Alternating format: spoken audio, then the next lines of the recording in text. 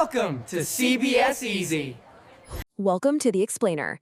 Today we're going to master the entire first chapter of your first flight textbook. We're talking about a farmer's incredible faith, a couple of amazing poems, and even the grammar that pulls it all together. Let's dive right into this question because it's at the very heart of the story we're about to explore. It's all about trust, belief, and, what happens when things go wrong. So here's our game plan. First, we'll get into the main story. Then we'll check out 2 poems that connect to it. After that, a little real-world activity, and we'll wrap up by nailing the grammar. Sound good? Let's go. Okay, let's start with the narrative core, the story of a farmer named Lencho. That's Lencho. So we meet Lencho. His entire life revolves around this one field of corn, and his only hope, the one thing he's waiting for, is a good, solid rain to make his harvest a success. Now, what's really fascinating here is how Lencho sees the rain. He uses this fantastic metaphor, turning raindrops into money. He's literally seeing his future, his survival, falling from the sky. This shows you just how crucial that harvest is to him. But this joy is incredibly short-lived. A devastating hailstorm comes and completely obliterates his crops. It leaves him with absolutely nothing. The whole field is white, like it's been covered in salt. So what do? Well, Lencho turns to the only authority he believes can truly help him. He writes a letter addressed simply to God, asking for 100 pesos. The postmaster, who finds the letter, is so blown away by this man's faith that he decides he has to help. He goes around, collects money from everyone, but can only scrape together 70 pesos. And this is where we get the story's central, tragic irony. The very people who went out of their way to help him are the ones he blames for the money being short. He doesn't question God for a second. Instead, he calls the post office workers a bunch of crooks. It's a real clash between faith and human misunderstanding. Okay, let's move on to the poems in this chapter. You'll see how they really build on these same themes of nature and human emotion that we just saw in Lencho's story. This first poem is really short, but it presents this simple little moment that turns out to have a much, much larger meaning. So think about it. Frost uses a crow and a hemlock tree. Both are usually symbols of negativity, right? But he uses them to create a positive outcome.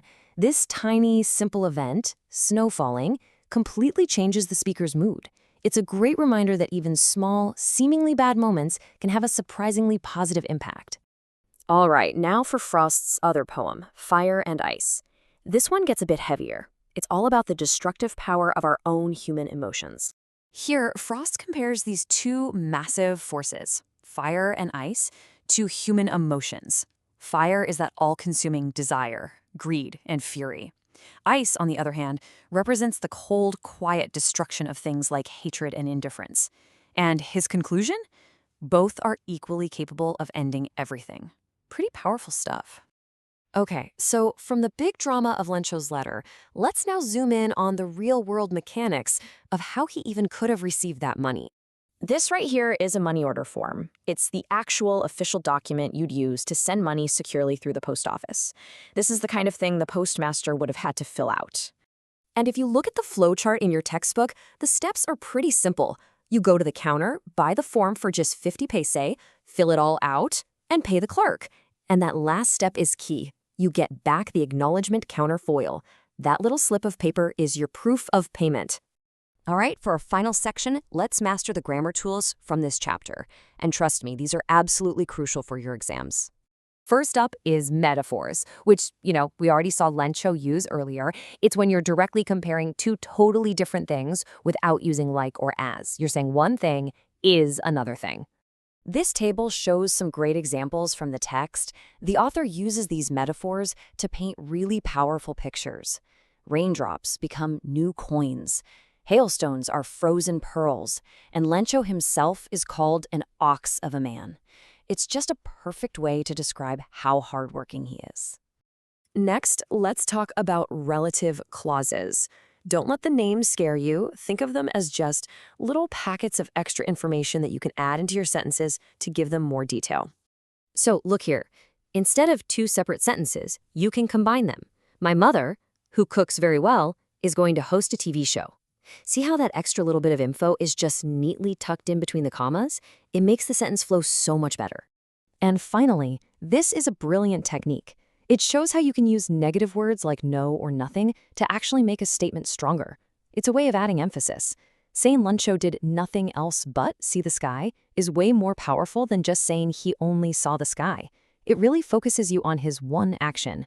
And that brings us right back to the beginning, to the big idea of the story. Lencho's faith in God was so complete, it actually blinded him to the kindness of the human beings right there in front of him. So it leaves us with this powerful question to think about. Who really was the bunch of crooks? Thank you for watching with us. See you next time.